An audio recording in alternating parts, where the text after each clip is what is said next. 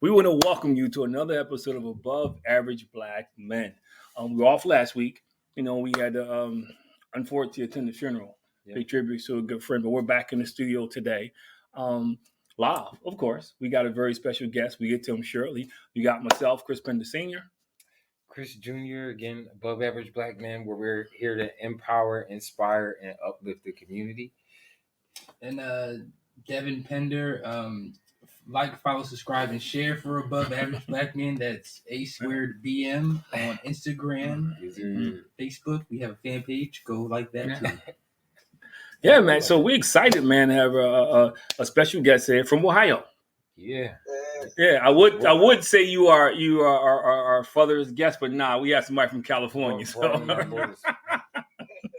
we got some business in here. But so introduce yourself, man. Tell us a little bit about yourself. Well, my name is Xavier Franklin.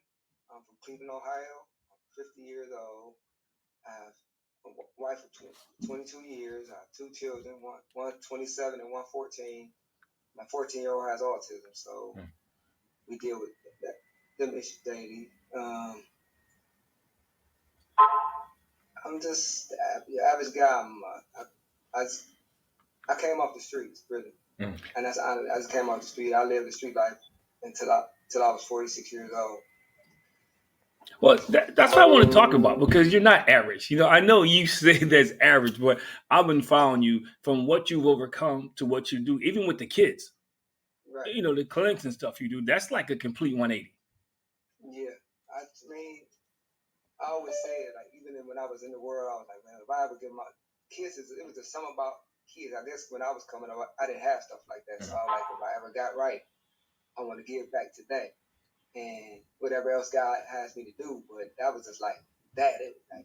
That's how, when they started asking me about the youth for Christ and different stuff, and I was like, man, I'm with it. Let's do it. I mean, it's just something about that giving back. And because I feel like I owe the world, the community a lot, because I took a lot out of the community when I was in these streets.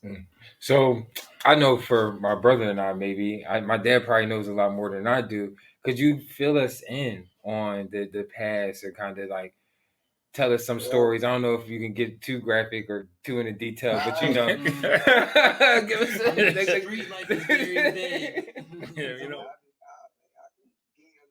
few stories, like it was a time, because I've been married for 22 years. My marriage haven't always been peaches and cream. I messed that up. I can't say she messed that up. I messed that up. But God, and He took her away from me for 3.5 years. And me playing the tough guy, like, man, it's all good, man. Knowing when I go home at night, brothers don't know what I'm going through when I go in the house. I'm smiling and having fun. But when I get home, I'm at home by myself, and I know my wife not here, my son not here. Man, I just was going through it. But he gave her back to me, man, and it's awesome how he did it. He did it through a revelation that she had about me. It wasn't a good revelation, but it ended up good, because it brought me to Christ. Man. So it was like I was doing everything under the sun. I thought I was a player of all players, and it backfired on me big time. And once I got my wife back, the way I got her back is I was at a family member house, staying with a family member, and I was going through it. And I received a phone call from her that it took her a while to tell me, but she was like, she didn't want to tell me. At first she wanted to tell me how she wanted to tell me. She said so, but he wouldn't let her do that. God told her to deliver the message to me how He wanted it delivered. So she finally did that, and it caused me to come back home, because the revelations was about it. She didn't come get me, bring me home, and lead me to Him, that I was going to die. That was my next move in these streets out here. And I just started thinking about all the stuff I got to get my life in order. God, my children, my wife, all this stuff just started hitting me like, man, what you going to do? I like, man, I'm going home. I packed up like ain't nothing never happened. For 3.5 years. Yeah. I know we was going to basically have to talk about it, but she did her part, and I thank God that she came forward and just instead of being like some women like, oh man, I ain't going to chase him. He messed up, but she came back together because we had been together for so long. Right. And y'all had kids too, right? On top of that, we got one kid together, and my son, my older son is 27. His mom passed away when he was 18. So me and his relationship was all over. It was just messed up. I wasn't no good father. I mean, I wasn't a good father, and I knew it. But now you can't put us apart. Now it's like. And it sounds like it's like a bounce back story. Like my dad said, everything just 180, man. Like it was 180 for me, man. It was like, man, what happened? When it all happened, I was just like overwhelmed, like wow. And when I went home, I didn't immediately go to Christ. I went home, and I had to work that little issues out. That's what I was gonna say. You almost made it seem like it was so easy. Like, I went home and like boom. No. Right back in. I didn't go straight to him. I mean, I can't. She brought me back. Now it's the point of getting me there. Yeah. But it was chilling at home, and one evening I was sitting there and I was listening to my because I was still listening to worldly music and everything at the time. I was listening to my worldly music, and I was just in there Rick Ross, and the guy was like, I was sitting there by myself because they had went up front, and I made a promise to him when I went to jail this last time, because that's another thing. I went to jail this one last time. She still was in my corner. And I was like, man, we wasn't even together like that. She could have abandoned me because but she was still in my corner. She did all the phone calls. She did the lawyers. She was checking all the stuff that she felt that I felt the way I treated her. She could have been like, man, I ain't doing that for you. Fine, do one of them girls will do it. Right. But she stuck with me, and I'm blessed to have her, man. I mean, I wouldn't trade her for my favorite G.I. Joe figure right now. But for real, man, it's like she been down with me through good, bad, ups, downs. When my mother died, she was kind of sort of young, and you don't have to really deal with no. God, I was my mother's only child, so she stuck that out. When she stuck that out with me, I knew what I had. I just didn't treat her right, and it kind of. But now, you can't tear us apart. Now I can go. Awesome. Like before, I couldn't go nowhere because she swear I'm about to go. Now I can go everywhere. So you going to the bathroom, whatever. Yeah. I can go. Like when I came to the summit, man. 10 years ago, that would have never happened. She's like, you going to who? North Carolina? Oh no. We going to North Carolina. Now you lying. Yeah, but I had to gain her trust back. But that's all in part. I deserved all that, so I realized, hey, I got it back. Yeah. Now I don't mistreat her trust, and I honor her like she's supposed to be honored. I treat her like she's supposed to be treated as my wife and not my girlfriend. Because I was treating her more like my girlfriend than my wife. All right, now two things. First, I want to say happy anniversary, Dad. I was gonna wait to the end, but you got I couldn't help it. Like, I wanted to do it a little earlier, but I just had to get that one out there. And another question I actually had is what originally got you involved in that street life initially, and what was that turning point for you that said, you know what, I'm done with this, I'm giving my life to God? Well, I did it for so long, and I was getting tired of it, but I did it like a real 9 to 5 guy. I treated that game like it was a 9 to 5, not just like your average drug dealer.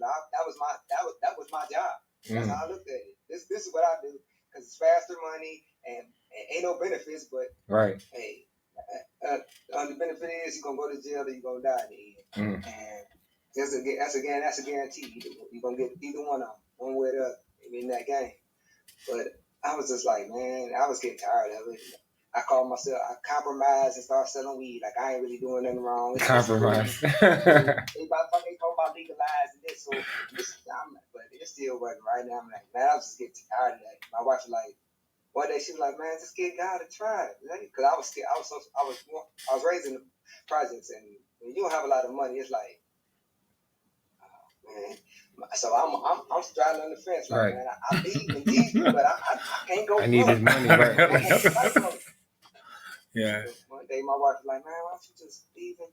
Listen, trust him, Jay, trust him. He ain't down. I'm like, so that one day when I came back home, I was chilling and God gave me that revelation with the music. And so later on that day, I was like sitting there and it's like, we're going to church. And she was like, what? I blew her head.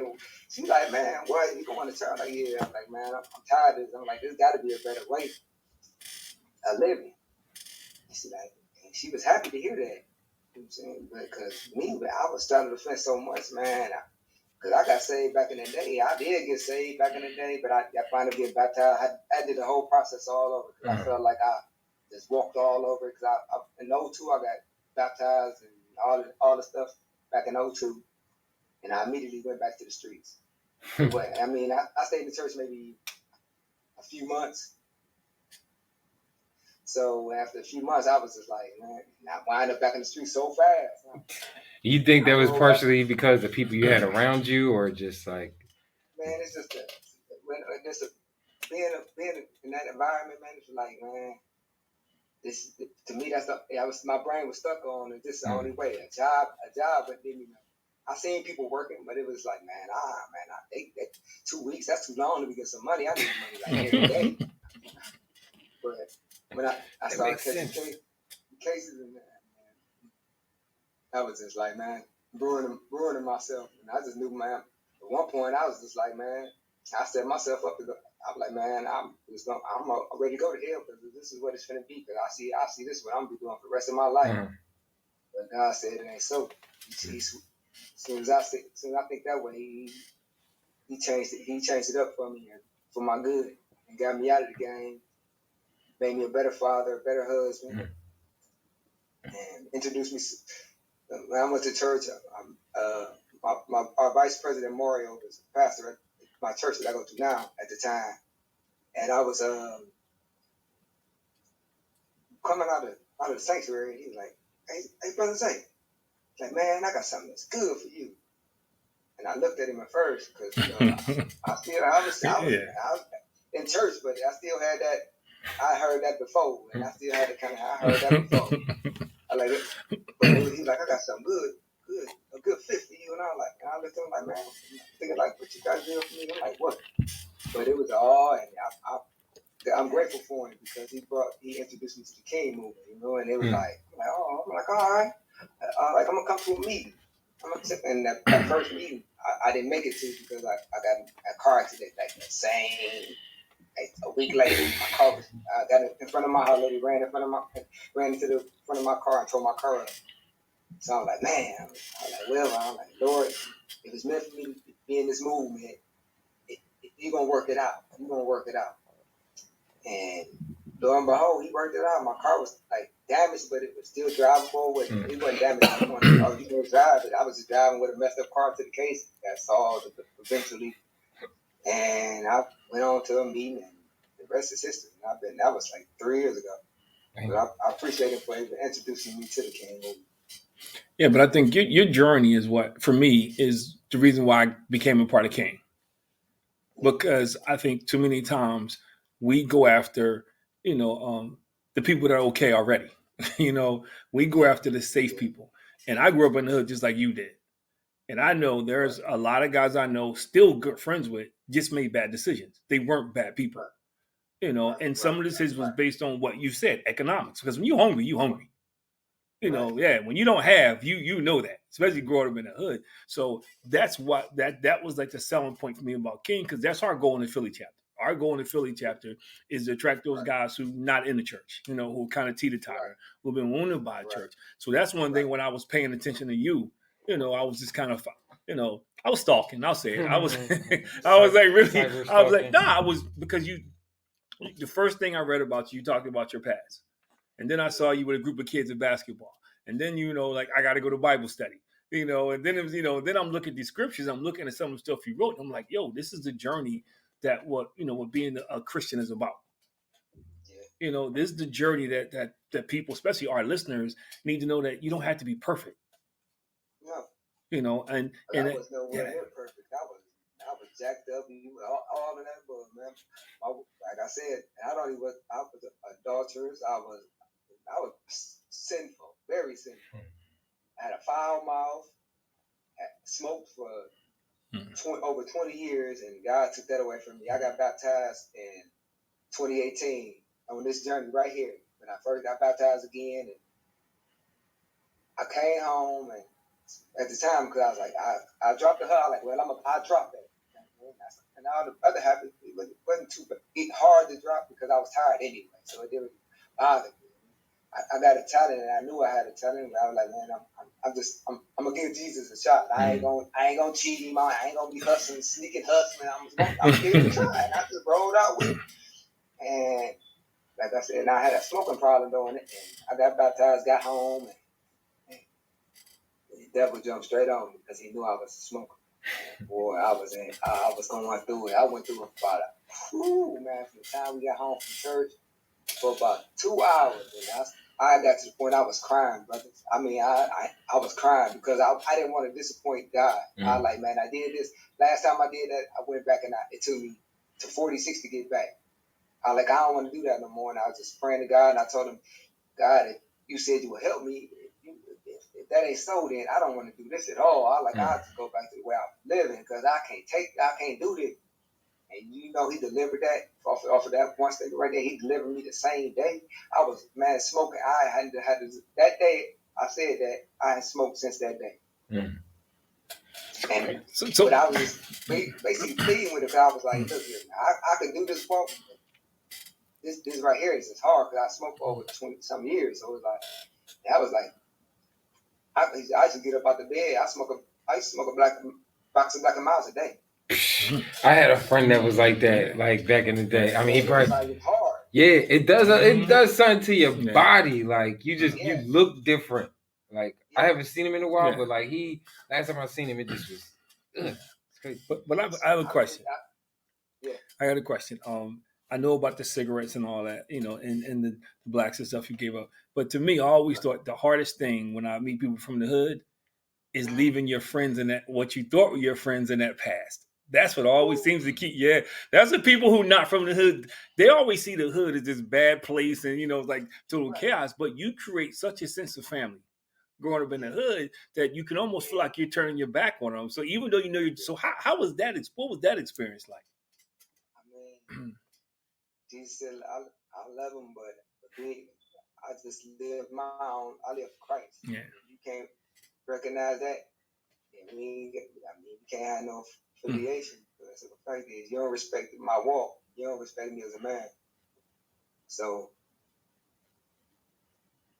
but a lot of the friends that I had, they respect my walk, and I mean, they don't come. Hey man, don't nobody go to the club. Oh no, dude, I don't live like that no more.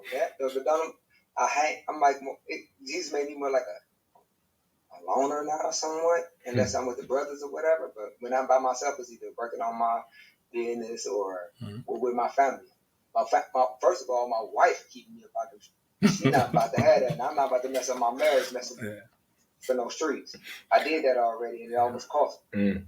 But it speaks volumes about you because what I discovered was when I was making a transition, once people figured out, they knew they couldn't talk me into stuff when I was doing stuff anyway. So they knew they weren't talking me into stuff now.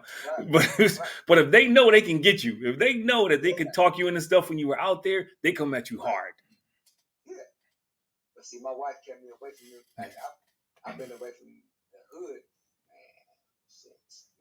for a while, a good while, some years now. I mean, closest to the hood, I'm considering when I stayed on the street called Lorraine, but it's really not the hood. It's like, it's a decent area. They try to be out. Like every now and then, you might hear something happening over there. So I moved to the west side. Once I got off the east side, I came to the west side. Life seemed like it was getting more easier. And then people don't like when people don't like coming kicking with you over there. I don't be mad. I wouldn't get mad because I'm like, that'll just keep that and keep. I ain't got to worry about you coming over here. Let's go out.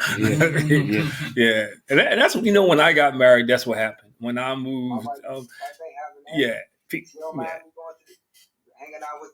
Now she know what kind of brothers I hang out with. She pushed me out the door. Because every picture I see you with, you got something on King. So every picture I see you with, you have King on. That was the next thing. So I said, that's a brother who sold out. So what was that like? Like transitioning from those guys in the street who like family. So now you're around you got different brothers now. Yeah, but like, I glorified the streets so much when I was out there. I got money and all the flashy jewelry and it's all that. I did that so much. Like I said, I'm right now, I'm 50 years old right now. Been there, done that. I still got jewelry, but I barely even wear it, man. I just got it. Like, we go every now and then, I might wear something every now and then, but I don't. If I was to lose, like back in the day, I was just like my jewelry and my money was my God. But if I was to lose that stuff right now, it wouldn't even bother me. It's gone. Any questions? So I mean, I think one thing that was kind of instrumental that I heard here, that I'm kind of on the journey of eventually getting one day, is like just having a good wife, like someone to just kind of hold you accountable, someone to kind of check you every now and then. I don't even want to say check you. I don't even like how that sounded. I don't even like how it sounded. But it even takes a lot to put your ego to the side and allow for you to humble yourself and be like, you know what? To have someone challenge you. Yeah, allow someone to challenge your thoughts and like your way of living. So I mean, I would love to hear more about like how you met your wife per se, and like kind of how things may have been early on. I met my wife 22 years ago in this city called Elyria, Ohio, and that's like 30 minutes from Cleveland. Because I was staying down there. I was down there doing my 1-2. That's why I went to a bar one night and I seen an old friend of mine. Rest in peace. He used to always say, "Man, I put that together." But he did. He introduced me to my wife. He died, and that kind of messed us up because he died in a car wreck. But so he like, "Man, I got somebody for you." And I'm like, "Man," and me, the street man, told him, "Man, who you got for me?" I'm like, "Man, you ain't got nobody for me." I'm like, "Man," all right. He's like, "Yeah." He's like, I'm like, "Yeah, all right." I like, "Come, we gonna come on out." Like, "Yeah, I'll come out there and check it out." And lo and behold, he had somebody for me. And when I met my wife, I didn't go home for a week. For a week. I was like, wow. It was just something about her. She wasn't like the typical female to me. It was like, man, it was just something. I knew it. I felt something different on her. But the first question she asked me before she dated me, she said, "Do you believe in Jesus Christ?" And I was like, and I had never had a girl ask me that, and I was like, man, oh yeah, it's something about her. I ain't never had no girl ask me. I mean, even though it may seem small or something, that's a lot to me because that shows you got some kind of care in you. Right, yeah. You know, Jesus did. I know you good.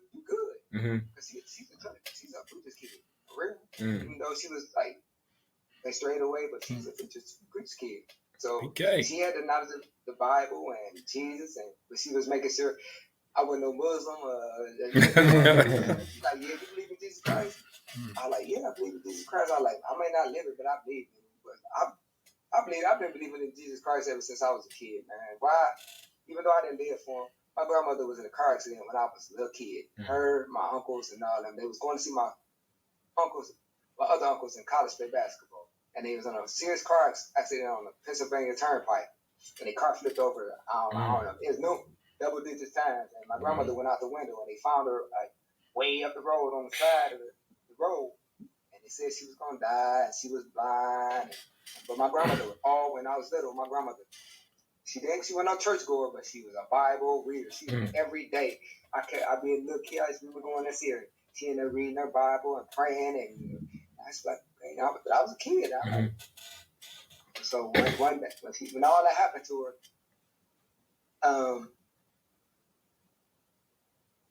they said that she was never gonna see again. They said she was gonna die. My grandmother didn't die.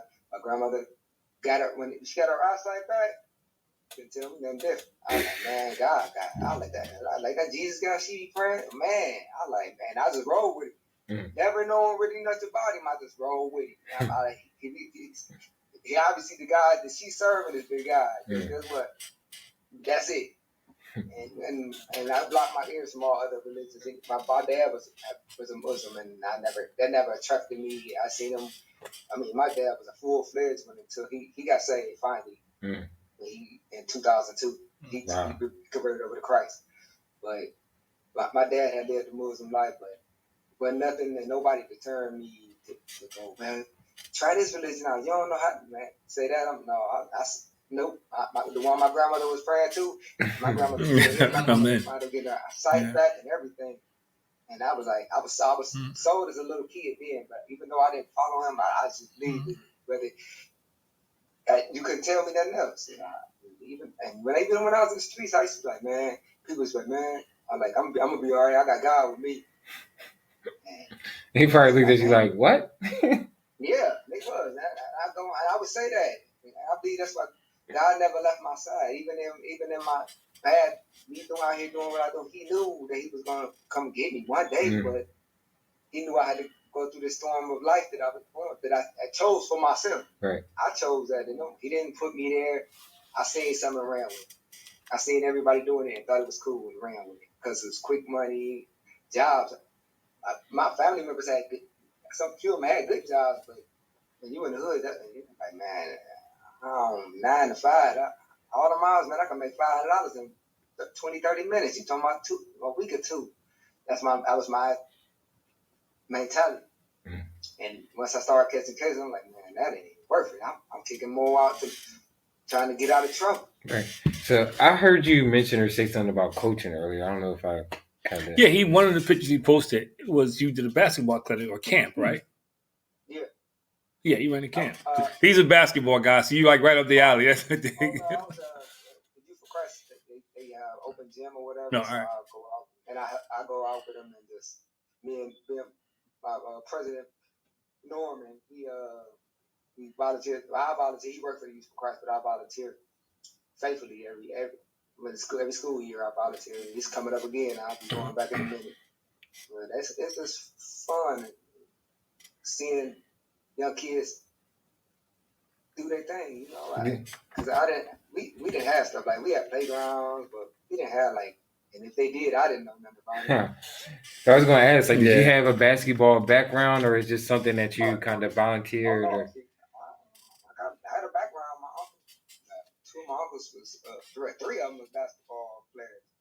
My one uncle, his name was Bobby Franklin. He used to play for Point Park College, but he was about to he was the closest thing to the NBA until he blew his knee out when he was younger. So he had to make a choice. And then my other uncle played basketball. Then my other uncle was a high school coach. And then my cousin played basketball. His son. Then my other cousin played basketball. So you really got it. It's in there. You stamped. Okay. I just want to play, but I was too short. I felt like, but now I look this Bud Ware, and I'm like, man, I could have played basketball. Yeah. But when you get in the streets, man, it take your dreams away. Yeah. Like, it took my even desire to do anything. All I thought was drug dealing was it. Yeah. When it was ruined. But I think one of the things that kind of stood out to me was, you still have that edge. How it's kind of like, Saul to Paul. When I tell people that even though, you may be a certain way, God he just needs you to change your motives, not who you are. Right. Those same gifts and talents. And I think and we have this conversation all the time, why a lot of young, especially African-American males, don't come to Christ because it's always portrayed as being weak. It's always portrayed as, they think meekness is weakness. And so I look at you and you still, I'm like, if I ran at you in the street, minus the king stuff, like, yo, this bro, this dude really, I gotta keep my eye on him. But, I got a shirt on that this designer coming out, and it says meek, not weak. Oh, all right. So pray for me. Don't play with me. I like that, man. See, but this is why we had the show, because I think we, for me, they came up with the name. I had a more militant name. My name was, what was it? Like, you got the power. They were like, nah, man, that's like, they was like, yo, but we like it because I like it, and we all do, because people like you, who normally folk don't get to see every day, who are doing your thing, and you're doing it the right way, and you're enjoying it. You're not in some program where you have to do it because of, this stuff. You're like, and I mean, listen to you, the way you talk about your wife, your family, where you came from. That's what this show is about, is giving people an opportunity to meet people like you, and to get you out there. So we definitely got to push that shirt, man. We definitely got to push the shirt. Yeah, I put that together, man. It's like, I'm became a real humble guy, and I'll never take that for granted. But at the end of the day, I'm for Jesus all day, but don't try to bully me. Don't push the buttons, right? I'm not talking about bullying you like that, but yeah, I know. Bully you with their words. I know what you mean. Yeah, exactly. Or they try to you this and you ain't that, man. I live for Christ, and I walk it. I just don't talk it. I walk it out of my life. You can put a camera behind me and watch me every day if you choose. I mean, no, I'm not perfect, but I aim to be perfect, because that's what He wants us to do. I try not to. I don't willingly sin. I get upset. Sometimes, but I have to catch myself. Like, even in road rage, it ain't even with people in the race. Road rage, I got to catch myself. I got some of that too. This was a test for me. Me and my wife was riding one day, and we was riding across the street called Memphis, and the guy was in this little red car.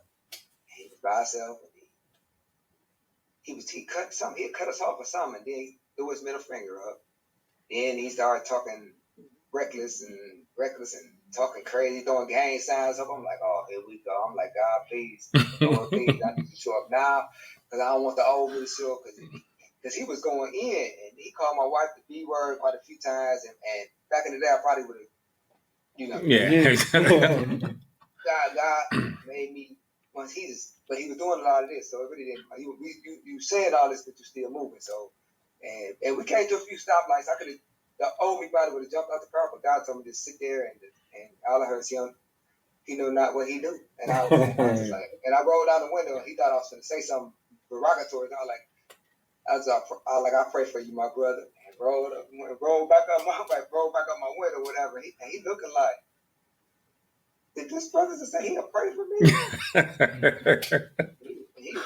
Yeah. I looked at my wife. I ain't gonna lie. First, I looked at my wife. I felt like a straight chump. I was like, yeah, I just told him I would pray for him. I'm like, did you call my wife? He called, and he called her the B word. I'm like, oh man, I feel like a chump. Like he done chumped me. But my wife respected me more by not even saying nothing, because he knew the walk that we're walking as a family. And if I'd have jumped out, anything could happen. He probably could have shot himself, because I don't carry guns and all that. No, so it's like he probably could have shot us, because he was throwing gang signs up, so probably had a gun in the car. But I didn't say that to him. And me as a man, I'm like, man, this dude done chumped me in front of my wife, and he called her out. But God wouldn't let me say nothing, so I didn't say nothing. And I looked back over my wife, and she did. I was like, I know she probably mad, because I didn't even. But yes, she told me, she's like, I respect you even more, Zay. She's like, I'm proud of you, because you could have jumped out the car. She's like, I know you. She's like, and I know you ain't no chump, but I know we're walking, and you didn't want to jeopardize things. And I listened to God in that very moment, and instead of me doing something to him, I told him, I wrote out my one, like, I'll pray for you, my brother. And he had a look on his face of like surprise, like, man, did this dude just say he'll pray for me? And he rolled off. I can't imagine anybody saying that. He rolled off even faster than he was going. Step on where we going. Yeah, now, you brought up you volunteering for, I believe it was called Youth for Christ. What kind of different activities are you guys doing? Just like a mentorship thing, or like what exactly is going on? They do everything. Mentorship, juvenile justice ministry. I'm enrolled in juvenile justice ministry, because they go to juvenile prisons or whatever. I'm with them, but since COVID had everything kind of messed up, so I've been let's do the campus life, which is the open gym. Yeah. So hopefully I'll get ready to go inside these juvenile prisons. I've been ready to go in, but I don't know what's going on with that. But I've just been praying on it, because I believe I got something to offer. But it's my thing is this is what God want me to go into prison. But I believe He do, man. Because I mean, I've been in prison before, and I know how it is. I ain't never been in juvenile jail, but I've been in big jail. So, and I believe I got something to help a brother, young brothers out here. But I think, want to help as many as I can. But that's this journey is about. I think God allows us to experience things, and it's not for us. I think a lot of times we think it's for us. We think it's about us, but it's not. Some of it's about us because it's kind of taking off those rough edges to get us, to get us where He can use us at. But a lot of it is that happens to us is for other people. Is that, and that's how we share the gospel. I think sometimes, a lot of times, we think sharing the gospel is sending people to hell and preaching at them. And there's times when God just wants us to be you, because people need to see that. They need to see, they come back in there, live that life. But now I'm not about it anymore. Don't push my buttons. Don't get it twisted. But and I think, but that's where the church is right now. I think this is why we're not reaching young people, because we're not reaching them where they are. We're coming with this whole, flowery stuff, and people in the hood, they in survival mode. Yeah. Right. My thing is, I put myself in their shoes. I've been there. You coming there talking, put me in hell before you even give me a chance. Yeah. You never know what that person's circumstances is, what they've been through, and you gotta know how to talk to them, man. Because if you came to talk to me, I hope you come out of love and respect. Love will get you a long ways. Showing love will get you a long way. Yeah. I know the person came to me and like, hey, Xavier, love, and came to me in love. I don't. That's even now. If I did do somebody pocket check me, I ain't too. Because guess what? I'd rather you check me than sit there and watch me fall on my face. Yeah. So I had a question. I know you kind of briefly touched upon this, but you have a business. Can you kind of tell us a little bit more about the business and what that is? Well, it's a business like the thought came in 2019, so I established like everything in 2019. But 2020, when COVID came in, I had the opportunity to start. Because at first, I'm like, man, I'm not ready for no business. I ain't even established nothing, and I was going to this, our church. We have it's called North Coast School of Supernatural Ministry, and I was attending that, and this young lady, her name was Kathy. She was in my class. She was asking, we was talking or whatever. She's like, so what you do for a living? At the time, I was like, well, I was in the t-shirt business, but it wasn't that. I'm like, well, that's what I told her about the t-shirt business I was in. And I like, what I want to do is Christian t-shirts. I came up with the name and everything. They ain't started yet. I don't feel I'm ready to launch it yet because I ain't really ready. And she had my shirts is in the store. And the guy, she was like, hey, I'm going to introduce you to this guy named Brian. He owns this T&L Christian bookstore. Like, I'm going to give him your number. Y'all trans numbers. So, all right. And again, when somebody tell you they're going to do something, I was like, yeah. At first, I'm like, yeah, okay. Like, I'll be right when I see it. You know what I'm saying? We talking about now we talking about a business, putting your clothes, the items in there. And you got to do. It's gonna be a little difficult. I was thinking like, man, yeah. I was like, okay, I'll be there when I see it. And so a class went by, and I hadn't even heard from him. So the next week, I mentioned to her again. I was like, well, I ain't heard from him yet. And she was like, all right, I'm gonna reach out to him again. And lo and behold, when I was leaving class, that one evening, my phone rang. I'm like, oh, I think it was him. So I answered the phone, and it was him. He's like, hey, Xavier, how you doing? He's like, yeah, I heard you got some stuff. Send me some pictures of your stuff. So I did. I shot him some. And he's like, oh, I like your stuff. He's like, that's great. He's like, man, so can you come to the store on Saturday? I'm like, sure. I'm thinking he about to give me the whole rundown. This probably ain't gonna go well. Doubting myself, and I shouldn't have been doubting myself. I'm doubting myself. Like, wait a minute, what you doing, man?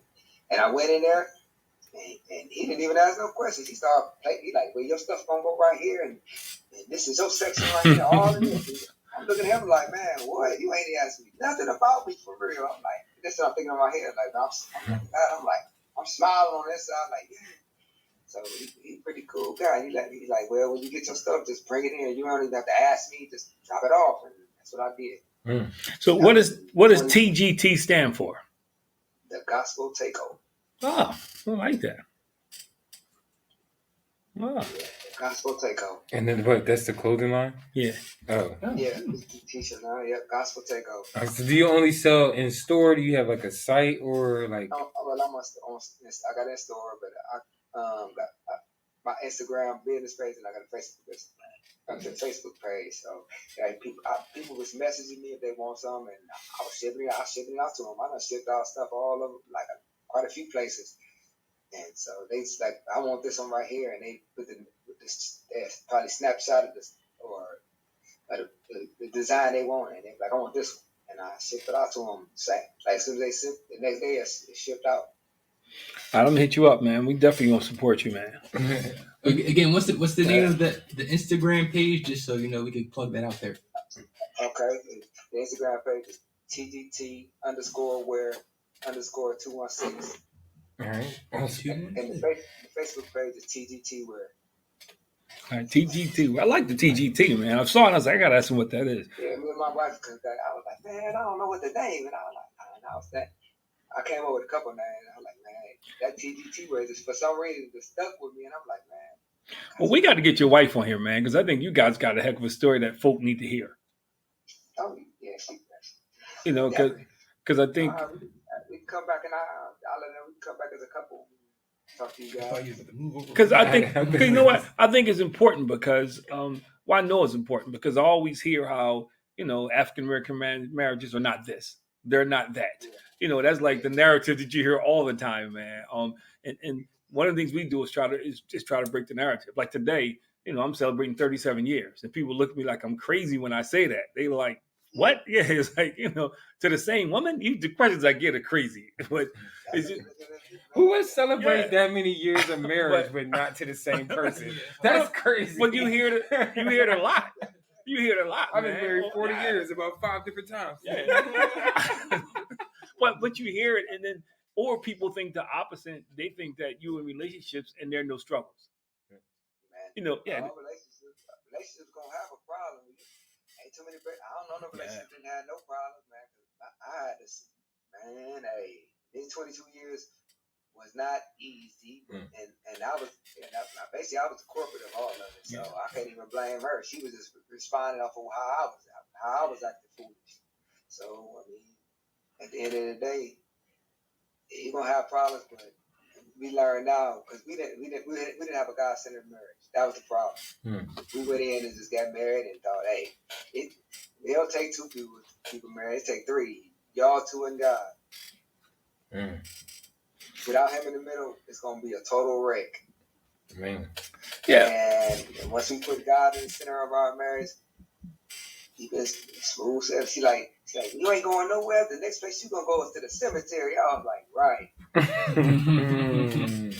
I mean, that would scare me straight too, though. Like, yeah. So would that be the advice you would give younger people if they're, you know, like you said, if they're on the whim to just go get married without really even thinking about it? What would you give as advice to people that are like in this dating realm and looking to get married potentially? Maybe not myself. I'm not throwing that out. I just gotta. This show goes there every week almost.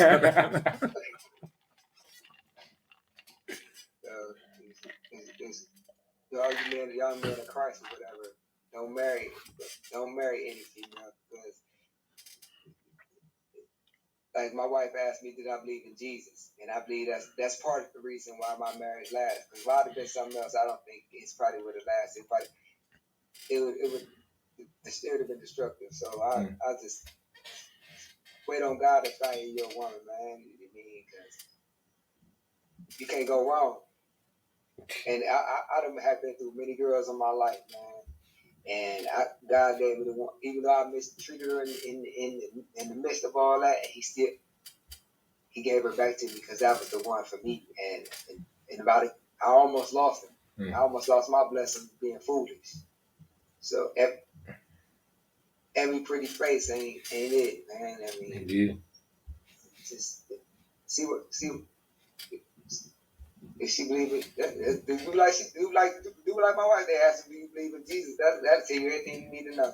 Yeah, because I feel like that at least give you the idea that they have a good base foundation. You know what I mean? Yeah, I just got asked that last week. Exactly. He said he just got asked that last week. She sound like a good one then. Like, yo, that's y'all going out again. I said, of course.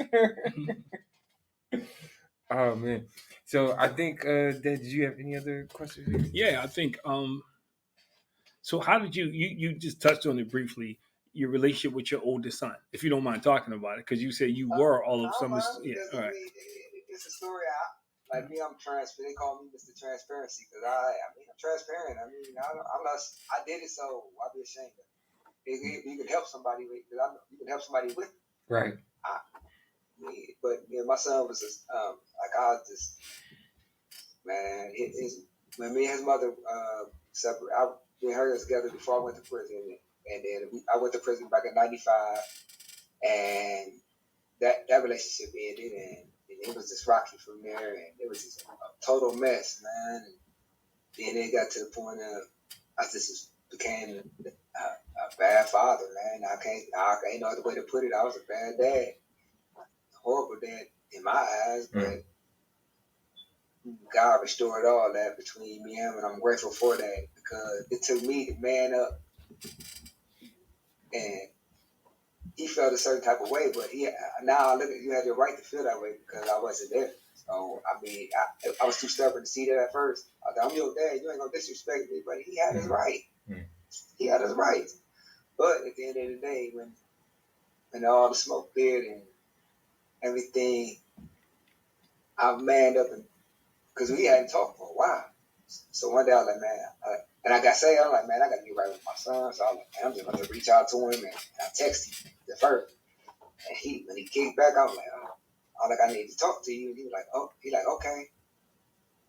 So when we finally talked, and I just told him, don't say nothing. I like, just hear me out. And he was like, okay. And I spilled my guts to him, just let him know I was wrong. And I came to the wrong way and I responded the wrong way as a parent. And I wasn't a great father to you, and I apologized to him, and hopefully we can go forward from here, and because he didn't want, because he was, at first he was like, man, I don't know, because, like, man, you come and go, and I was like, no, but I like the journey I'm on now, I'm not going nowhere unless the next place you're going to bury me, and he was like, I gave him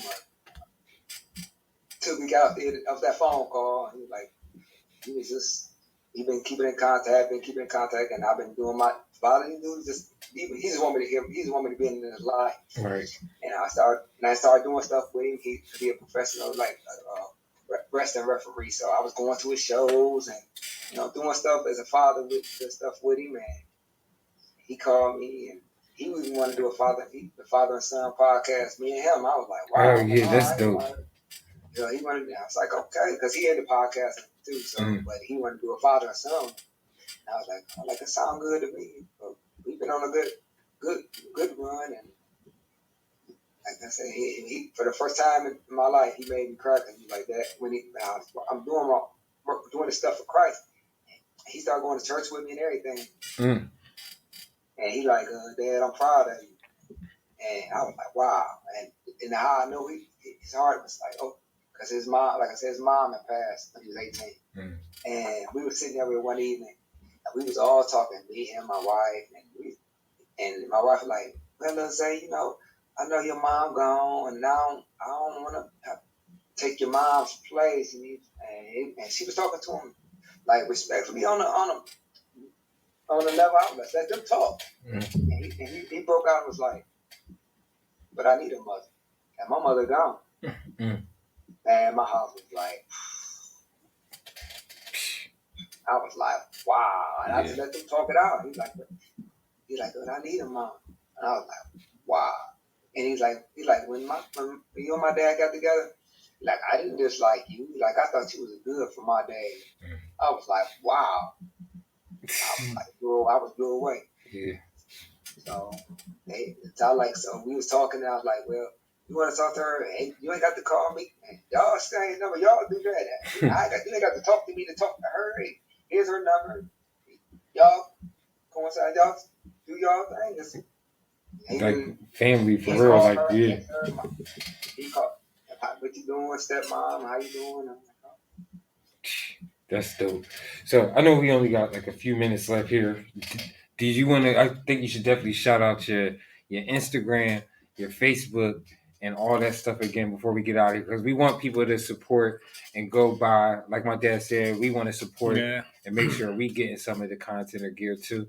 So can you definitely just tell us where that is again? You want to find TGT Wear, you can go to my Instagram page, TGT Wear _ TGT _ Wear _ 216. And my Facebook is TGT Wear. Or you can go, if you're in the greater Cleveland area, you can go to TNL Bookstore at 13633 Euclid Avenue, Cleveland, Ohio, 44112. Well, I sent you, while we were talking, I texted you something. On September 17th, I have my annual youth conference. It's called SOS, I Choose Life for our kids. We're going to have about 100 kids at a local university. Oh, bro, you're welcome to join us, man, if you just let me know. And in return, I don't mind taking a trip to Ohio, bro. You need somebody to come up, speak to your kids, man. That's what I do. I send you my website, man. We got to make sure we connect and help each other out, bro. Yes, most definitely, brother. I appreciate you having me on, man. I really do. It's a blessing to get to talk to you, brothers. How many people y'all show out? I'm like, nah, you don't. You asked me to come on. I was kind of shocked. Like, wow. Wow. Okay. All right. Nah, I mean, I follow people. I pay attention. I observe, and it's funny because King. When I first was approached about King, I wasn't going to do it. Because I'm already doing it. I got my own nonprofit. Some of the guys in King, we already doing this work. So we were like, well, what we got to join them for? We were like, yo. So I don't know if you know Dwight. Dwight was like, hey, Dwight was talking to me, so introduced me to Pastor Cal. Long story short, when I started investigating, I was like, man, this is a chance to do something global. To get a bunch of brothers together, man, and not just do something in Philly or here, we just come together, because that's real change. That's real change. And I know that's my son's heart too. They want to, they want to have an impact. So that's what I see. So whenever I can, like Aaron Carr and I hooked up. I know Aaron. I think Aaron talks to you out of Jersey. Yeah. But we hooked up. We're gonna be doing some stuff together, man. Matter of fact, he's gonna be in town on the 17th, and Lafayette is supposed to come too on the 17th. Yeah. So our goal is to support each other. To make sure that this work is being done, man. Because it's needed, man. But we definitely got to follow up. We got to get your wife on here, man, because that testimony, that's a show by itself. It is. That's a show by itself, man. And I'm sure she got other stuff to add to it. But yo, bro, so talk to him, man. Talk to him, let us know. But I could have got her. I mean, I think about it all the time. What time I could have got her life took, man, being with me. She used to hang with me like Bonnie and Clyde. That was her. Wherever I moved, she moved. How I moved, she moved. And this one incident that happened, man, it kind of scarred me, like, cause man, I got robbed, and when the guys robbed me, they robbed us in the alley, and they had guns to her, a gun to her face, a gun to the back of my head, took me out the car, and took her purse here to this guy, and took money and drugs, drugs off of me. Because I was actually at a drug house, and I was about to leave, and we got surrounded by some guys. Yeah, and it was like, man, and the dude stuck the gun in her face, and then I said, after my words was, if you're gonna kill anybody, y'all kill me. Just let her be. Just go ahead and just kill me and let her be. And that kind of touched her. She was like, you was finna get. She like, I knew you love me. You was finna give your life for me. I'm like, yeah. I mean, I got you in this. And if they want to kill somebody, don't kill me. But they laid me on the ground. I didn't hear no gunshots go off. Got up off the ground. Like 2 minutes later, I got up off the ground. It was gone. Yeah, that's a testimony. We got to get you on here, man, because that's a testimony, man. But that's what we need to hear. But I think I text you some stuff, man. You got my number, bro. Anything, I'm a phone call away, man. If you want to come join us on the 17th, I'll send you the link because we're gonna do a call next Tuesday. we're gonna do a call and talk about the different workshops and stuff. So you just want to drop in, man. But yo, if you need, come on in, send me the link. Yeah. Hey, y'all got some, Yeah. some stuff out. I'll be glad to jump on, man. Just shoot them to me, knock it on. Cause me and Pastor Marvin, he be shooting text too. So.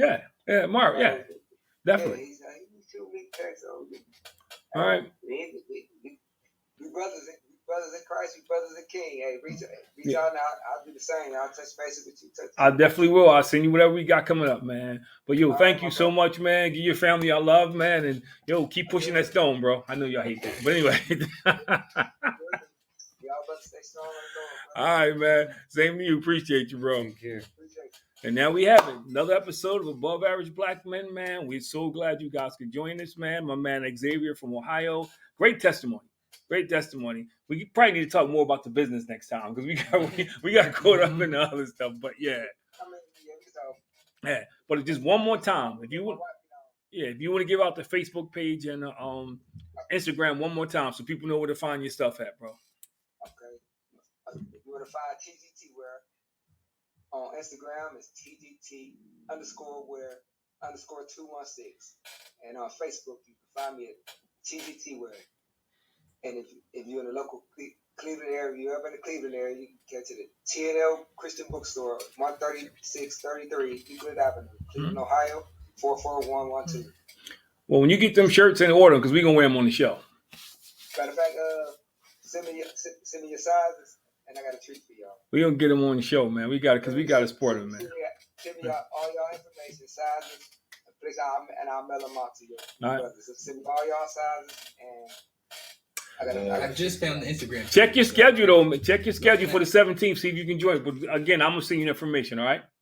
All right. All right, man. Talk to you later, man. Peace. I'll get it to you tonight. I promise. I promise. All right. Talk to your wife, man, so we can get her on here one Wednesday, all right?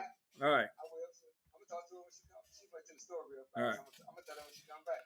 All right. I'm going to let you know what day she said. All right. Perfect. All right, bro. Appreciate you, man. Have a good one, man. Another episode of Above Average Black Men. Wait, that real quick. Go ahead. Do your like, subscribe. Like, follow, subscribe, share. It's Above Average Black Man. Xavier BM on Instagram. We on Facebook. We on YouTube. And Spotify. And There you go. And Podbean. All right. Good. All right, Lex. See you later, man.